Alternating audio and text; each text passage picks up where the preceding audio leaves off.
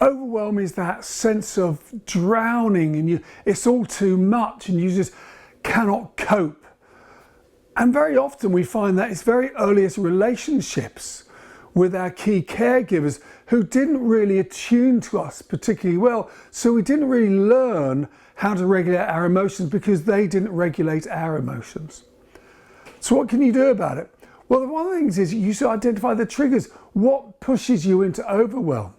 And maybe you try to avoid those. And then you look back upon, like, how have I coped in the past? And maybe some of those strategies you can use when you next go into overwhelm. And clearly the classic ones like the breathing.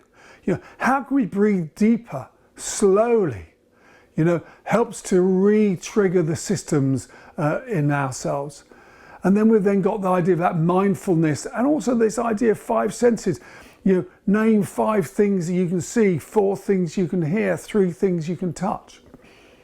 And then break it down, salami, cut it down to small, more manageable chunks. And then likewise, then look at the meaning, because sometimes we're over catastrophizing and creating too much meaning upon this stuff about how important it is and what would happen if it goes wrong. And very few times it's as bad as we think it's going to be.